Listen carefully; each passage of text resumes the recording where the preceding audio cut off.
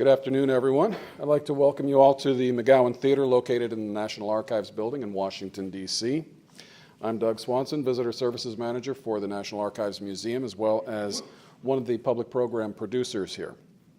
Before we begin today's author talk, I'd just like to remind you of some programs that are going to be taking place in this theater in the very near future. On Tuesday, February 3rd at 7 p.m., Eric Foner will be heading a panel discussion about his latest book, Gateway to Freedom, The Hidden History of the Underground Railroad. And then on Thursday, February 4th at 7 p.m., Marvin Kalb will moderate a discussion on the espionage case of Julius and Ethel Rosenberg. To find out more about our public programs as well as our exhibits, please take one of our monthly event calendars, which you'll find in the racks in the theater lobby. Or you can visit our website at www.archives.gov/calendar. Our topic for today is Iran-Contra, Reagan's scandal and the unchecked abuse of presidential power by Malcolm Byrne. Malcolm Byrne is Deputy Director and Director of Research at the Non-Governmental National Security Archive based at George Washington University. He also currently directs the U.S.-Iran Relations Project, which promotes a multinational and multi-archival approach to the study of that troubled relationship. Previously, he served as co-director of the Iran-Contra documentation project and coordinated the archive's work on U.S.-Soviet relations during the Cold War. His latest book is Iran-Contra, Reagan's Scandal and the Unchecked Abuse of Presidential Power. Previous books cover a range of topics from the history of the Warsaw Pact to the 1956 Hungarian Revolution, the 1968 Soviet-led invasion of Czechoslovakia, and the crackdown on the Polish Solidarity movement in the 1980s. His volume, Mohammad Mossadegh and the 1953 coup in Iran, won the biennial Mossadegh Foundation Award for Best Book on Iran in 2003-2004. He edits the Archive's award-winning National Security Archive Cold War Reader Series and has had articles published in such outlets as the New York Times, the Washington Post, Columbia Journalism Review, Journalism of Cold War Studies, and Iranian Studies. Please join me in welcoming Malcolm Byrne to the National Archives.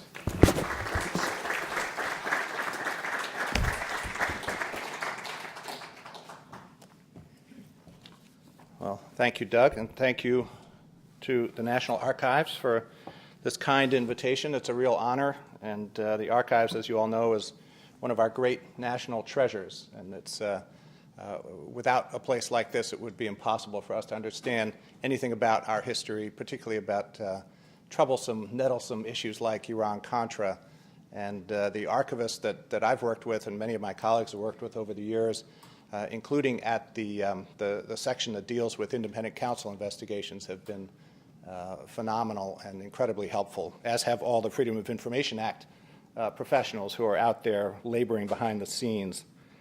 So I'm going to talk just as briefly as I can about this. This is a 460-something page book about an incredibly complicated scandal. Most of you here seem to be about my age, so you remember a good bit about what happened probably, but I imagine that there's a lot that happened that may surprise you that you either didn't know about or that you forgot about in the welter of news stories and coverage that flooded our senses for several years back in the 80s and early 90s.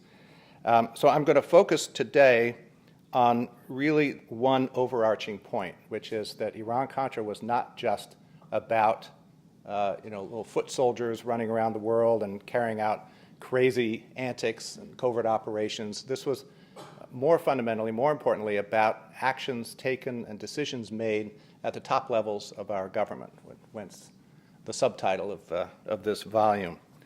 Now, so I'm going to go through some slides as I do that, and I hope that they'll help flesh out the story a little bit.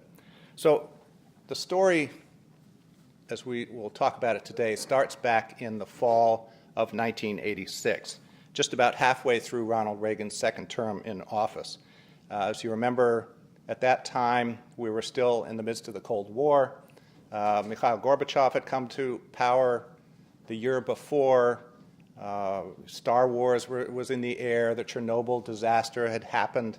All kinds of things were either were imminent. The famous Reykjavik summit was about to happen in October. But in early October, on October 5th, if you may recall, a news flash occurred that a small, rickety cargo plane flying over the jungles of Nicaragua had gotten shot down and produced a single survivor, the gentleman down in the lower part of the lower picture, named Eugene Hassenfuss, who was from Marinette, Wisconsin, an ex-Marine. It took a few hours for the Sandinistas to find him and to drag him before international television cameras where he told his story. The story he told was that he had been working for the CIA. He had been ferrying weapons to the so-called Contra rebels in Nicaragua. The Contras were, as you remember, fighting the Sandinistas, who had, in 1979, overthrown the longtime U.S. ally Anastasio Somoza. The problem with what Hassenfuss admitted to doing was that this was entirely against the law. Congress, a couple of years earlier, had specifically prohibited any U.S.-sponsored efforts to support the Contras, and this was the first really clear evidence that something was afoot. Now, 1 month later, an even more bizarre story appeared coming out of Lebanon from a small Shiite publication called Ash-Shira, saying that the U.S. had been engaged in negotiations with the Islamic Republic of Iran over the fate of American hostages being held in Lebanon by Hezbollah, Iran's proxy, believed at the time.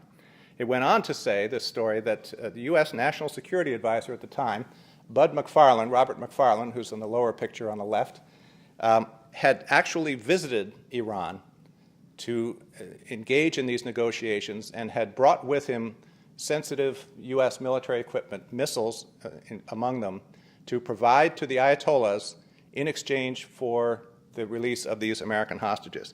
Now, you have to remember that at that time, Iran, as it is now, was a mortal enemy of the United States. It was on the State Department's terrorism list. It had only been 6 or 7 years before that the Tehran hostage crisis had taken place, 444 days of captivity for over 50 Americans. Ronald Reagan had made it a central part of his political platform in his presidential campaign and while he was in office to make life miserable for terrorists. They would have no place to hide. This was a founding principle of his foreign policy. And yet, here was this story that seemed to say just the opposite. But that was not the end of it. Just a couple of weeks later, on November 25th, 1986, 2 days before Thanksgiving, Reagan and his Attorney General, Ed Meese, announced that they were going to have a press conference, and they did have a press conference at noon on that day, where they revealed that after weeks of outright denials of the Hassenfuss story and a sharp playing down of the Iran story, initial denials, but then more complicated, vague, non-denial denials, to borrow a Watergate phrase, they declared that, in fact, in substance, both of those stories were true. And not only that, they revealed that they had discovered just a couple of days earlier that the two episodes, the two operations, had been connected. How had they been connected? They had been connected by the use of profits from the arms sales to Iran, because these were not just hostage for missile swaps. This was a sale of weapons to Iran. The notion was that profits from those sales were diverted to help the rebels in Nicaragua despite the congressional ban on U.S. support. So this is what put the hyphen in Iran-Contra, and it was a huge story. Now, one of the main points that Reagan made in his roughly 4-minute presentation, followed by me speaking for about 45 minutes, was that he had been totally unaware of this connection. Instead, the villains that were pointed out were, on the bottom right, a familiar figure, Oliver North, a Marine lieutenant colonel who was detailed to the National Security Council staff, It was said to be, this diversion, so-called, was said to be his idea. And also, the other one was the National Security Advisor at the time, who replaced McFarlane, Admiral John Poindexter, up at the top left, who was said to have approved this, but not to have told the president about it. Now, this was, you can imagine what the moment was like if you don't remember it specifically. This was an incredibly dramatic moment. Eleanor Clift, who was a Newsweek correspondent at the time, said you could hear people all suck in their breath. It was that kind of story.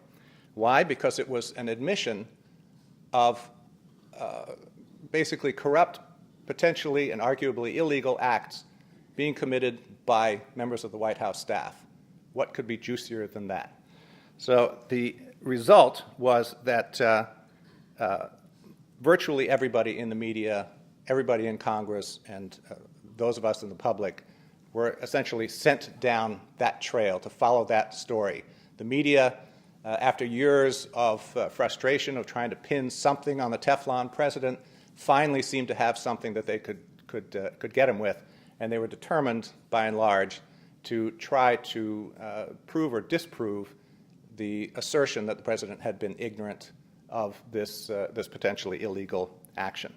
Now, it turns out that this really was only part of the story, and this is one of the central points that I make in the book, and that I think explains why Iran-Contra is seen in one light as sort of the acts of cowboys in the basement of the White House, when in fact it involved much higher up, much more senior officials. So as one skeptical journalist, one of the few who was at the press conference, asked, he said, what is to prevent, he asked this of Ed Meese, what is to prevent an increasingly cynical public from thinking that you went looking for a scapegoat and you came up with this whopper of a diversion, but it doesn't have a lot to do with the original controversy? Now, it so happens that Ollie North had the same idea. And as he writes in his memoir, the diversion of profits, he says, was itself a diversion of a different kind. He writes, this particular detail was so dramatic, so sexy, that it might actually, well, divert public attention from other, even more important aspects of the story, such as what else the president and his top advisors had known about and approved. Now, I happen to subscribe wholly to that theory, so that's a central part of this book. Now, later on, Reagan's aides would claim, and Reagan himself would claim, that he had been largely kept in the dark by people like North and Poindexter and other advisors who did not fill him in on critical parts of the story and the details. But it's very clear from records that are available at the National Archives and the Presidential Library and so on, that in fact Reagan met regularly with top aides, was explained in detail what the situation was in Iran, what it meant to be involved with hostage negotiations and trading missiles and so on, and that he understood perfectly what was going on.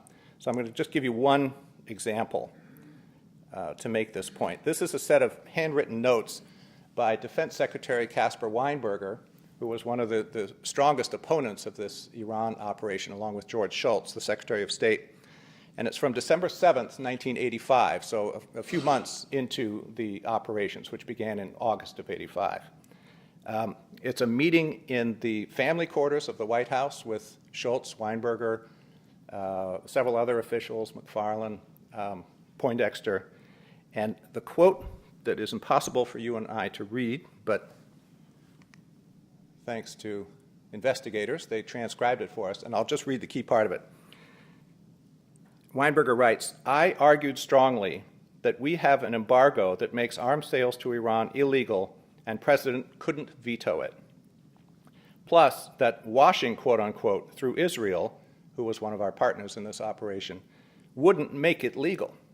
President said he could answer charges of illegality, but he couldn't answer charge that, quote, big, strong President Reagan passed up a chance to free the hostages. It's hard to get more explicit than that. Now, there were also potentially dangerous revelations to be had on the Contra side of the story, and the most significant one had to do with various fundraising activities that the president, the vice president, members of his cabinet, and others were undertaking that, in fact, were very similar to the kinds of things that North was accused of doing and acknowledged doing, too. getting money to the Contras when it was banned by Congress, and even using this diversion of profits. That was just a way to get money to the Contras. So the problem was that senior officials during the same congressional ban had regularly made contact with foreign governments to do the exact same thing, to try to get money, weapons, supplies of various kinds to the Contras. Who were we asking for this? Saudi Arabia, Taiwan, South Africa, Honduras, El Salvador, up to about 24 of these countries were involved. And this was all in spite of warnings by no less than Secretary Shultz that all of this could be extremely problematic legally and otherwise. So this is a set of minutes from a meeting, a top-level meeting called the National Security Planning Group from June 25th, 1984. Now this is before the main congressional restriction called the Boland Amendment came into effect. But they were already anticipating that there would be a complete cutoff of aid, and they were trying to figure out what to do. So this is a discussion of the president and his top advisors about how are we going to keep the Contras alive? What are we going to do about this? And at one point, it's hard to read this, but up near the top there, it says Secretary Shultz makes several points. His third one is, I would like to get money for the Contras also, but another lawyer, James Baker, who we all know in Washington, said that if we go out and try to get money from third countries, it is an impeachable offense. Now imagine saying that with the president sitting right next to you. That's, the I word is a very difficult one to work with. Now immediately, Mr. Casey there, who's William Casey, the director of CIA, says, I am entitled to complete the record, and he argues that Baker didn't understand the full story, and then in fact that this is going to be perfectly legitimate. And they go on for a few pages discussing this point. And at the end, they decide that they are going to hold off on any more discussion or activities related to third country funding until they get an official opinion from the Attorney General, who at that point was William French Smith. I'm just going to go to the next page, just as a little insight into how some of these other officials looked on these things. Up at the top, this is the last page of the same set of minutes. Vice President Bush, George H.W. Bush. How can anyone object to the U.S. encouraging third countries to provide help to the anti-Sandinistas under the findings of presidential approval document? The only problem that might come up is if the United States were to promise to give these third parties something in return so that some people could interpret this as some kind of an exchange.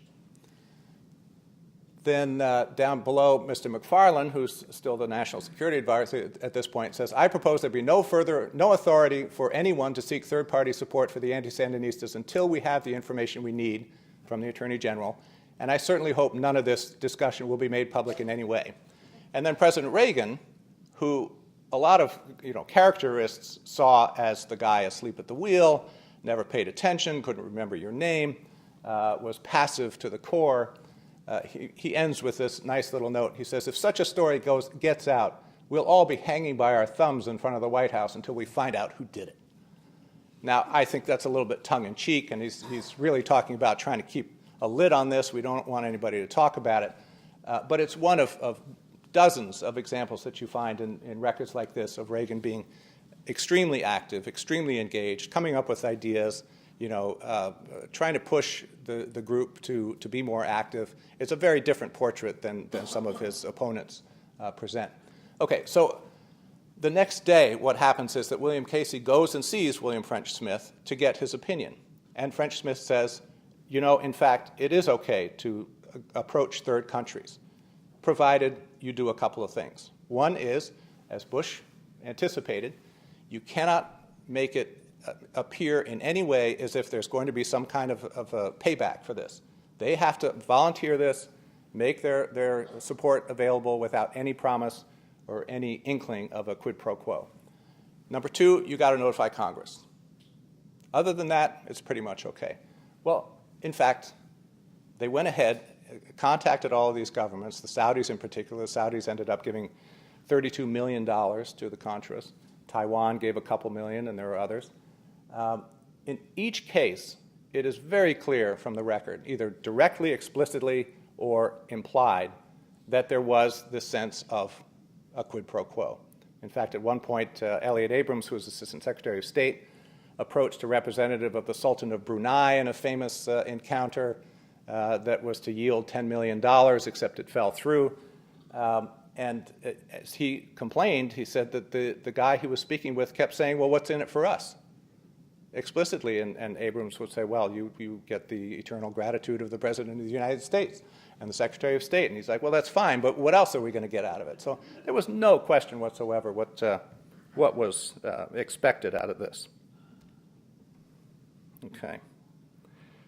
So my point is that while there's no doubt whatsoever that people like Ollie North and the folks that he worked with, he set up a whole thing called the Enterprise, which was a group of front companies and private individuals who were out to make money as much as anything else. While they undoubtedly did the things that we all have read about, setting up these companies, getting weapons to the Contras, dealing with bad guys here and there, that's all true. But the even bigger story that never got developed until years afterwards was that the president, vice president, members of the cabinet were also involved doing similar things. Now, the reasons why those sides of the scandal were basically suppressed become clear during the third phase, what I consider the third phase of the scandal, which is the aftermath, after the Iran-Contra operations are exposed in late 1986. And what happens at that point is that various members of the administration, including all these folks here, that's Caspar Weinberger, George Shultz, Ed Meese, Don Reagan, the chief of staff, and the president, all together and separately went about doing what people do in moments like this in Washington. You start covering your tracks. You start engaging in damage control. The dirty word for that is cover-up. This picture was, in fact, taken on November 25th, 1986, the day of the press conference, and they're all looking suitably mortified about what is going to happen, because this is a huge scandal for them. Right after the exposure of all these operations, one of the things that the White House did was they brought in some outside damage control experts. Howard Baker, the former senator and the veteran of Watergate investigations, came in to help out. A former ambassador named David Abshire was brought in essentially to be the czar, the Iran-Contra czar, and figure out how to clean things up. The Iran-Contra Congressional Chief Counsel on the Senate side, Arthur Lyman, who became famous to us on our TV screens the summer of '87, later wrote that when he made his first trip to the White House to interview people in the early part of 1987, he said the place had the smell of death about it. And when you read memoirs of other people who were involved in it, there's just a picture of essentially chaos and a lack of any direction other than to find in policy of any sort, including arms control and Soviet relations, very critical things, because everybody's attention was focused on trying to figure out how to put a lid on this thing. One of the most stunning stories to me is not one that I uncovered, but it was reported by Jane Mayer and Doyle McManus, then of the LA Times, in a book that they wrote called Landslide, was a story of Howard Baker, at one point bringing in a former advisor to Gerald Ford named Jim Cannon to come in and investigate these very unsettling stories that they were hearing about this kind of chaos in the White House and just general malaise, to borrow from Jimmy Carter, based on this notion that President Reagan had become totally disengaged and that he was not running the show and nobody knew what was going on. And Cannon goes in and, according to McManus and Mayer, interviews a bunch of White House staffers and gets his own sense of the lay of the land, and is so troubled that he writes a memo to Baker and the others where he proposes consideration of invoking the 25th Amendment, which is designed to remove the president in case of incompetence. And if that doesn't send shivers down your spine about the state of play there and the state of President Reagan's mental situation, then that's a tough one to match. Now, what happens is, according to David Abshire, the ex-ambassador, He and Baker are, of course, worried about this. But then they go and make their own little rounds, and they go and visit the president to talk to him. And they walk into the room, and Reagan looks at them cheerfully, makes a joke, looks great, looks like the Gipper, and in a flash of an eye, the two of them, Baker and Abshire, look at each other and basically say, there's no problem here. He's in great shape. This is terrific. And off they go, and they purportedly don't think about this again. I just find that really hard to believe.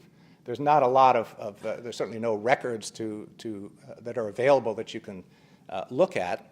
And one of the great difficulties of this story is that everybody that you might want to talk to has their own perspective on this, their own political perspective, and it's extremely difficult to parse all of this. That was one of the biggest challenges of doing this book for me.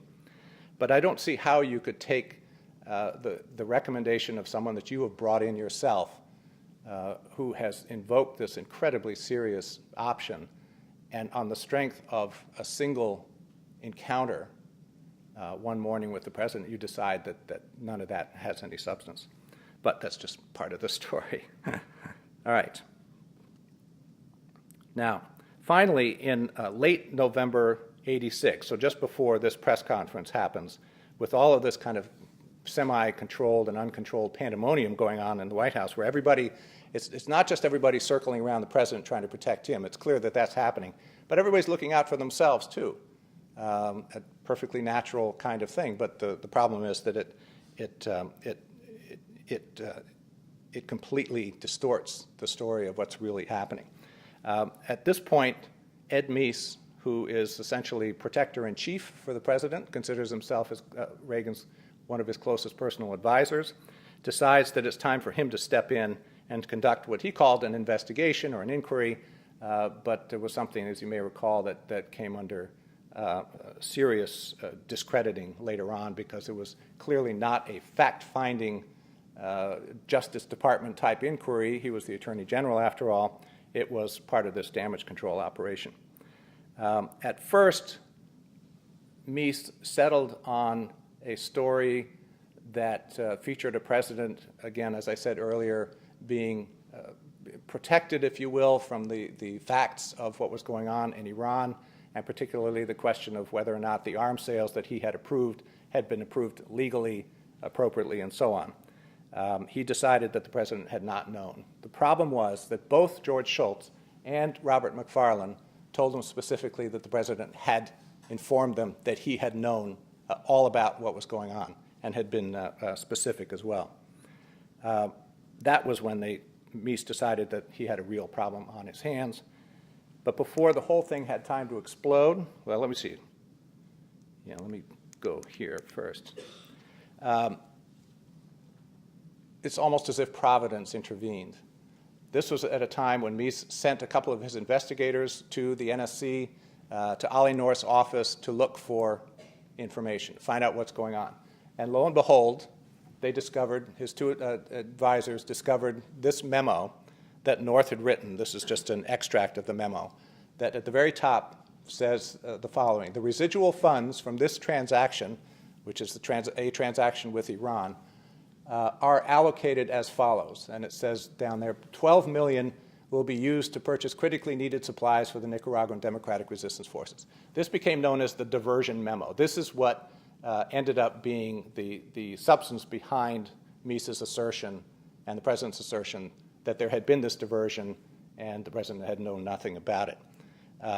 It was turned out to be the saving grace, the saving blow for the president, because it deflected everybody's attention from a variety of arguably illegal activities that they themselves understood they had taken part in, but prevented that from being the true focus of subsequent investigations.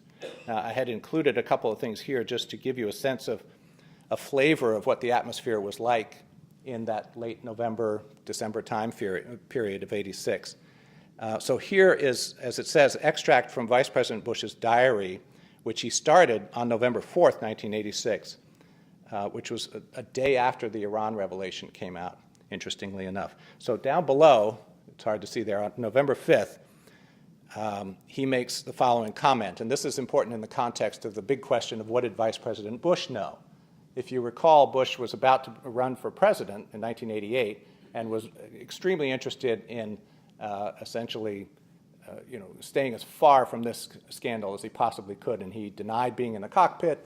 He said, I was out of the loop on Iran. I didn't know anything that was going on. So here's November 5th, 86. On the news at this time is the question of the hostages.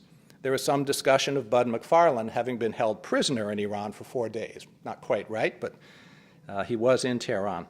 I'm one of the few people that know fully the details, and there was a lot of flack and misinformation out there. It is not a subject we can talk about. All right, so much for his being out of the loop. Now here, next couple of items are notes that were taken by a close aide of George Shultz, who was deeply troubled by all that was going on.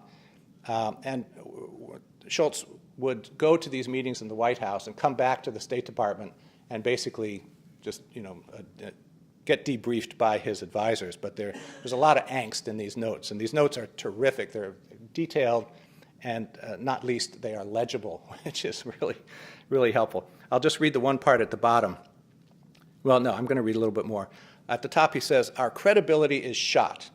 We have taken refuge in tricky technicalities of language to avoid confronting the reality that we have lied to the American people and misused our friends abroad. We are revealed to have been dealing with some of the sleaziest international characters around. They have played us for suckers. There is a Watergate-like atmosphere around here. The White House staff has gotten increasingly secretive, self-deluding, and vindictive. This is in early November. A little bit later on, a couple days later, down at the bottom, he's a similar type of a meeting. He says, I don't mean to CF, right, to compare it directly, but sort of like Watergate. They get in and can't get out, and so stonewall and get in deeper. And then finally, so this is a couple of days before the press conference, and this is one of the little bits of evidence that I used to support my argument about the president's role.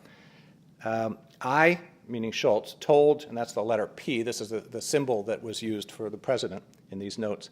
I told President Thursday of what Bud McFarlane, told me about November 85, which is a particular missile shipment to Iran that Mies was saying that Reagan had not known about. He said he knew it. When dug into, will be shown that President pushed these people. So this is not a case of Reagan being kept in the dark and things happening all around him that he was unaware of. He was very aware of what was going on. Okay. All right, so there is plenty more to talk about. I mean, the shenanigans that went on, the cakes and the Bibles and the pistols that went to Iran, the dealing with fake Saudi princes, the dealings with Manuel Noriega to cut a deal with him to improve his image in return for his help with the Contras. Just amazing things that happened that fill the pages of this book. Are things I would love to talk about if you have questions later, but I can't really get into them now. There's just too many of them. But what I would like to do, just to wrap this up, is to talk about some of the takeaways, of which there are plenty, but I'll just give you a couple.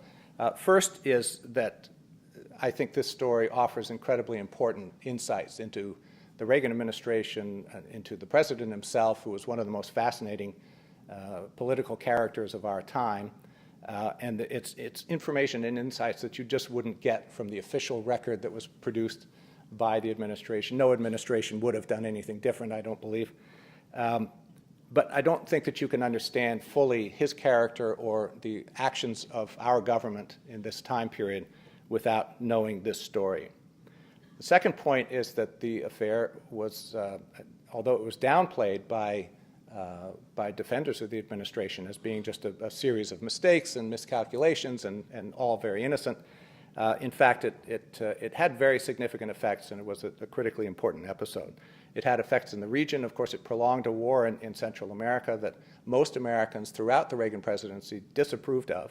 This is why the administration took the whole policy underground and went covert to begin with, because they could not persuade Congress or the public on any consistent to pursue a more aggressive policy against the Sandinistas.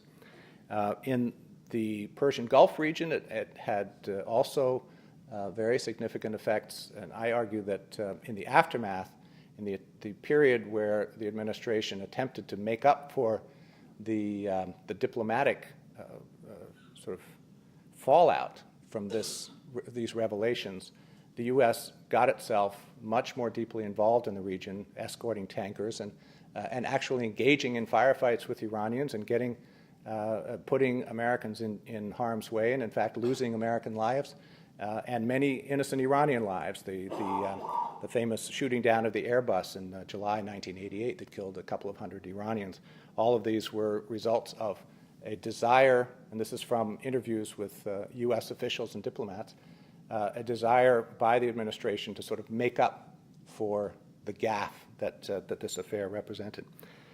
Domestically, I argue that the affair was both exposed and heightened the level of hyper-partisanship that we now see in spades in our current times. It also exposed, and I devote at least 3 chapters of the book to this, it exposed the tremendous inadequacies, the ineffectiveness of both Congress and our legal system in pursuing and redressing problems of this sort. It's worth bearing in mind just one particular point, that neither of these episodes was uncovered by anybody's investigation, not Congress, not the media, although the media was on to parts of the story on the Contra side, and not our Justice Department or our legal system. The Iran episode was purely a function of regional politics. The story that came out in that Lebanese newspaper was designed to embarrass the Iranian officials who were involved in this. And on the Contra side, it was this, a teenage Sandinista soldier who got a lucky shot off with his RPG and winged this decrepit old cargo plane and produced Eugene Hassenfuss. Without those 2 events, who knows what we would have ever discovered about this if we ever would have found out what happened. All right. Finally, there are just so many great lessons to be learned and parallels to today. You just have to look at our headlines from the last, weeks, months, even in today's paper. There are stories about Congress worrying about a president who is acting too much on his own authorities, arrogating too much power to himself, behaving unconstitutionally, keeping Congress in the dark. We're trying to figure out ways to deal with Iran. We don't know how to deal with the hostage crisis that's going on with ISIS. There are questions about how to pursue, covert operations and all kinds of issues that we're seeing, ironically, from the other side now. Back then, it was Democrats versus a Republican president. Now it's the opposite, and it just shows you that really there was nothing new under the sun. So, not a happy story, not very positive lessons or things to take out of it, but incredibly important. And be very happy to answer any questions about it that you might have. Thank you.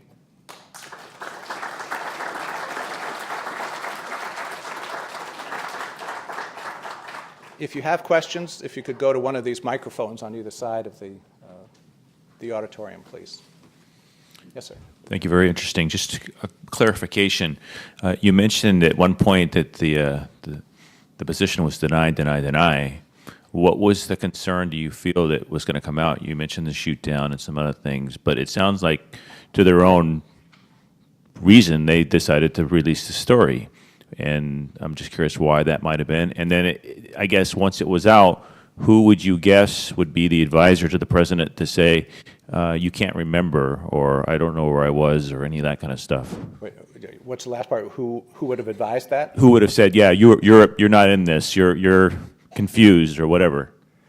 Well, there are notes that people have taken from the time that talk about that. There are meetings on November 10th of 1986 and elsewhere around that time period, so after the first revelations, where it's very clear that a story is being put forward by people like John Poindexter, the National Security Advisor, and later on Ed Meese, where they are saying these very things. The president did not know that this had happened, and they don't. It's not one of these things where they come out and say, okay, here's our story, and everybody okay with this, we're going to stick with it. It's not far from that, though. You can imagine that's not the kind of thing that you would say in a meeting of that sort. But what you have are the notes of several participants that all more or less comport with each other, And then you have George Shultz coming back to the department going, I can't believe what's going on here. And very vividly complaining about how these guys are putting the president into a corner, and it's going to come out that he was behind this, and all hell's going to break loose. And then there are other bits of evidence like one of the main participants, Richard Secord, a retired general who worked with Ollie North, who called John Poindexter on the day of this press conference and said, you've got to do something about it. And Poindexter's response is, it's too late. They're building a wall around the president. That's basically a quote. So there's a lot of evidence that shows that this was what was going on. Now, as far as whether they released the story or not, this is one of the trickier parts of this, because these guys had as their sort of antecedent Watergate, right? What was the big lesson of Watergate for, at one level anyway, which is don't cover up. Don't look like you're covering up. Now, added to this is President Reagan's firm belief that he had done nothing wrong. This picture on the cover is from a March '87 speech that he made, which was the first time, after much pressure from Nancy Reagan and Don Regan and other people, and David Abshire, he finally comes out and says, okay, it looks like we traded arms for hostages. And he says, I've got the quote in here somewhere, he says basically, my heart tells me that we did not do it, but the facts tell me that we did. The facts and the evidence tell me that we did. That's a great insight into what he was thinking about this. He thought, I wasn't doing anything wrong. I wasn't trading arms with hostages, with hostage takers. Hezbollah were the hostage takers, not Iran in this case. It's a sort of a leap of logic there. But these things come together to produce an approach that is designed to show maximum openness. They didn't declare executive privilege. They released hundreds of thousands of documents to investigators. But what's critical is what they didn't release. And this is a huge reason, part of the reason for why we didn't get the full story. It didn't sink into the American public as much as it should. And the main instance of this was the withholding of personal notes of the kind that you're seeing here, from George Shultz's aide, from Cap Weinberger, from Donald Regan, from George Bush. All of these guys were importuned regularly by the Office of Independent Counsel to produce any notes, personal diaries, any of these materials that you have. None of them did it for years. It took 4 or 5 years before they finally started to come through with them. And now we have them. We don't have them all released, but they're at the National Archives. You can see parts of them. And they are what paint the most devastating picture of what was going on at the time. And it's very clear why they withheld them. And as I say, any administration would probably do the same thing. This is not a partisan issue when you come down to it. This is the way governments behave, and people in power often behave when they're backed into a corner. But that's the pudding that is the proof, if you will. There was a desire to, at a minimum, appear to be as open as possible. But there's very clearly an awareness that several things could happen. At one level, Congress could cut off funding for the Contras for good. That was really what they didn't want. But then on a more personal level, as things started to escalate, there's the clear awareness like, holy cow, I could personally be in deep trouble here. Ollie North changes his tune as soon as he finds out that he could face jail time. At that point, he starts singing.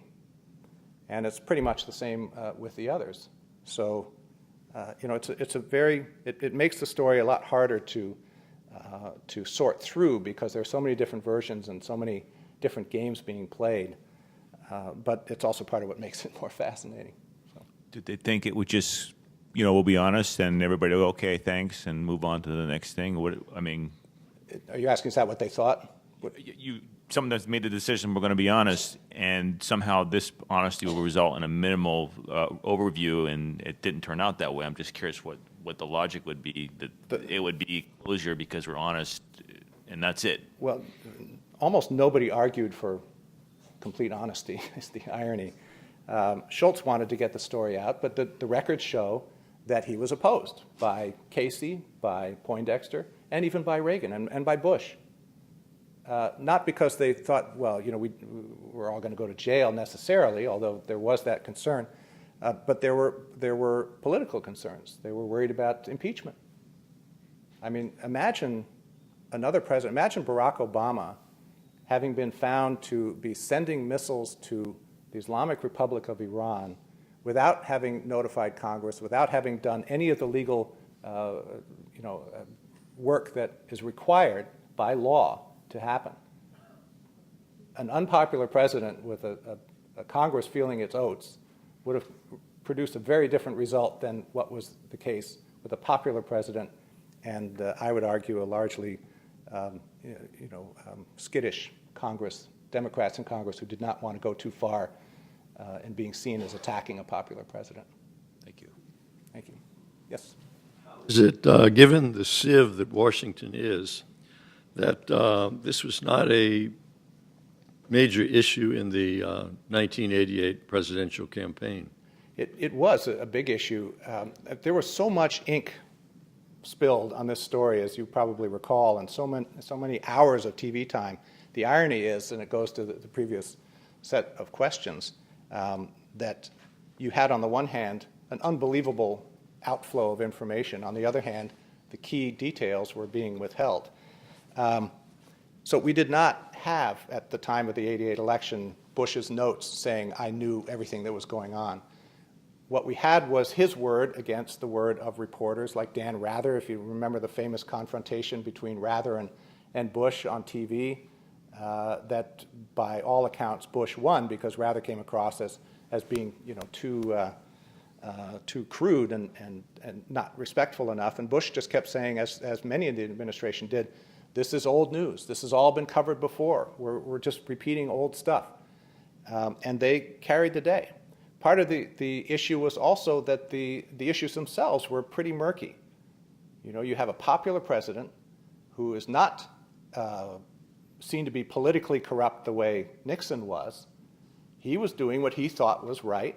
He did it in a just profoundly misconceived way, but his instincts and his objectives were seen by many Americans as perfectly okay. On the other hand, you had Congress and the independent counsel being shown, being portrayed as aggressive, vindictive, and coming up against the likes of other popular figures like Ollie North. You remember Ollie in his uniform with all his medals, sitting upright and taking it to Congress, where you had, literally they had these discussions where a couple of the investigators and lawyers on the congressional side, there was John Niels was the chief House counsel, and he had long hair down to here. And there were other people who were seen or portrayed to be as kind of, anti-establishment or, not true blue the way Ollie North was. All of these sort of PR-type factors came into play to sort of take the air out of the issues, and it worked to the administration's favor. It's part of the fascinating part of the story. It's who's right, who's wrong, what's good, what's bad. You could busy yourself for many days having these kinds of discussions, and they're very valid ones. Yes, sir. Speaking of the last days of President Wilson, in reading all of these notes, did any of his close advisors have any concerns about the president's mental well-being? Yeah, they did, as far as I can tell. And again, it's not something that you're going to find a lot of documentation about. This story about Jim Cannon and his invoking the 25th Amendment is the most dramatic. But when you read between the lines of some of these notes, you do definitely get the sense that there were concerns. And it's part of, and in my reading of it anyway, it's part of the rationale that Ed Meese came up with for saying the president didn't know about this. When George Shultz tells him, no, wait a minute, I told the president, and the president told me that he knew about it, Meese makes this comment that is rendered a little bit vaguely in the notes, but what it boils down to, as I read it, is, yeah, but he doesn't remember. And you can sort of see that that's something that may be justified, may not be justified, but can act as a rationale. If he didn't remember, if he didn't know in his own mind what was happening, how can anybody really attack him for it? Yes, ma'am. I was curious, in the beginning, who initiated the releasing of the hostages? Was it more of an Iran approaching the administration and saying, we'll release the hostages if you give us this arms shipment, or vice versa? Yeah. If I had another hour, I would love to tell you the whole thing. What it boiled down to was a perfect storm of conditions. Bud McFarlane and a few others in the administration really wanted a strategic opening to Iran. Why? Because they were afraid that with the U.S. loss of Iran in 1979, when the Shah was overthrown, that would leave the way open for the Soviets to come in. That's the big worry in this dark period of the Cold War that we're still in. He wasn't able to get his idea past people like Schultz and Weinberger, which was to allow for our allies to provide small amounts of weapons to Iran as a way to get them the message that they didn't have to go to the Soviets for that kind of thing. You could still rely on us. We'll help you out. That was his idea. Schultz and Weinberger just dumped all over it. And there's some great documents that talk about that. While this is going on, of course, Iran and Iraq are engaged in mortal combat. Iran has an American-based army, military. They need, above all, American equipment to keep going. At the same time, arms dealers are circling like sharks in the water, and there are a couple of them that come up with this idea to approach Israel. Manager Ghorbanifar is the main guy, and he works with the Saudi billionaire Adnan Khashoggi to approach the Israelis and say, how about it? You guys have American equipment. Why don't you provide it to them? Well, the Israelis couldn't do that without checking with us. At the same time, an NSC staff consultant named Michael Ledeen is hot on the trail of a lead that he's been given, which boils down to the fact that the Israelis seem to have the potential to get past the veil, if you will, in Iran and start working out some dealings with Iranians who may be more amenable to a renewed relationship with the United States than we're led to believe in public. So you have on the military level, on the arms dealing level, on the political level, all of these people and forces coming into play that lead Shimon Peres of Israel to say, I want to do Reagan a favor. He's done favors for us before. Let's go tell them that we have this possibility of an opening with Iran that will, at a minimum, provide a lot of valuable intelligence about what's going on. Approach them and see what they think. And they send an envoy to talk to McFarlane. The key phrase in their discussion is the idea that as a sign of both sides' goodwill, the Americans are providing a small amount of weapons to Iran, and the Iranians might consider trying to get our hostages released from Hezbollah. How would that fly? And McFarlane just, he sees that this is where it's going to go, approaches Reagan, who is recovering in the hospital from his polyp surgery, and Reagan, within a matter of days, says, absolutely, let's go for it. And this is one of the cruxes of the story, is that while some people thought that this would be a great way to form an opening with Iran, and Reagan was he got it, but clearly, from every piece of evidence, what really motivated Reagan was getting those hostages out. And when McFarlane was able to put that together, that was how that got started. You don't have to read chapters 3 through 9 now. You've got it all. Yes, ma'am. Did this scandal have tentacles that led to the crack cocaine epidemic in this country and the war on drugs? That's a great question, and my answer is partially. There was a book and a movie called The Dark Alliance that came out based on reporting by a reporter from California who later committed suicide, partly because he was completely discredited and unjustly, in my point of view. What he pointed out was the fact that elements of the Contras in Nicaragua, who the U.S. was working with, not only knew about, but were involved in drug dealing. This reporter's stories, I believe, took the story too far in saying that the drugs that these Contras were dealing with were essentially the spark that created the crack epidemic, not just in Los Angeles, but in the United States. I think that's a vast overreach. But there is no doubt, and why? Because we have CIA records that confirm it, that people like Ollie North and the CIA folks that he was working with understood perfectly well, I've even got some sample documents that I don't have time to show you, understood perfectly well that there were elements of the Contras involved in this stuff. But the CIA Director William Casey got an agreement with the Justice Department before Meese, with William French Smith, that basically allowed CIA operatives to legally turn a blind eye to things like that. I mean, specifically drug dealing, in order to pursue what they considered the more important objective of overthrowing the Sandinistas in any way that they could.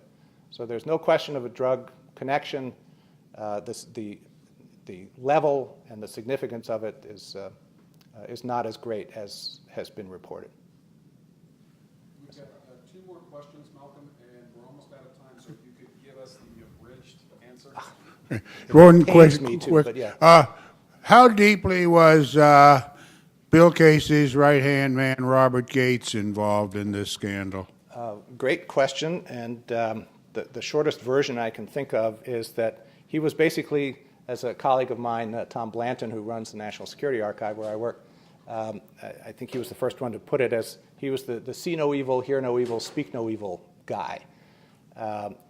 The record shows that he had very good reason to understand that things were happening that shouldn't be happening with the Contras, and even knew about the diversion at some point late in the game, but before it all came out. But that he labored fairly hard to try to remove himself from any kind of scrutiny. And he paid a price. He was denied the position of director of CIA, if you remember, when when he applied for the position.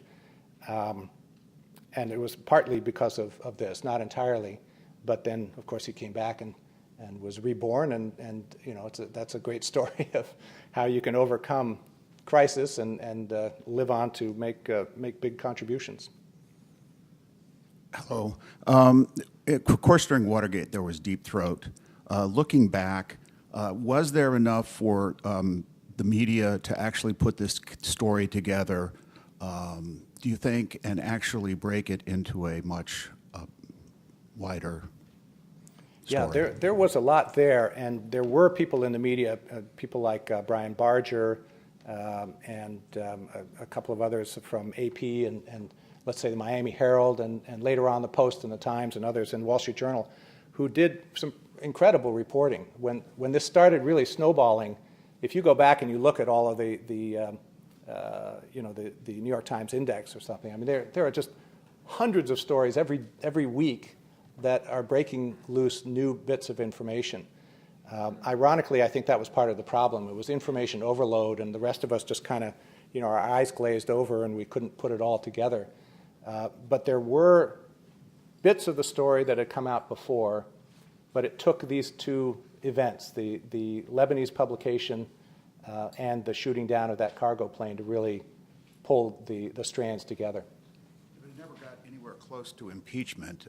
It never got anywhere near that. Why is that? Well, I'm trying to keep it brief, but I think that, again, it's a popular president. It's a Congress and Democrats who were loath to be seen as being too aggressive. Republicans will completely disagree with that description. Also, Reagan was known to have mental issues, and he was also coming to the end of his presidency. So if you're going to impeach somebody, and the point is to get him out of office, he's going to be out of office before you get far in the process anyway. That was part of the rationale. There were other considerations. They were worried about a repeat of Watergate, which many Democratic leaders thought was too disruptive for the nation to endure again. They were worried about the effect on arms control negotiations, making the Americans look weak.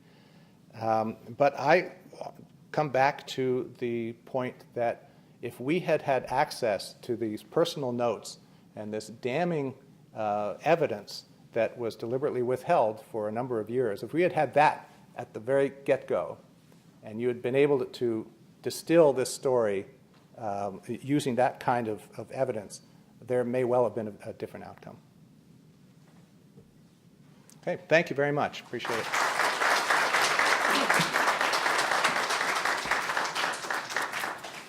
Folks, we hope you'll join us in just a couple minutes. One level up at the Archives bookstore.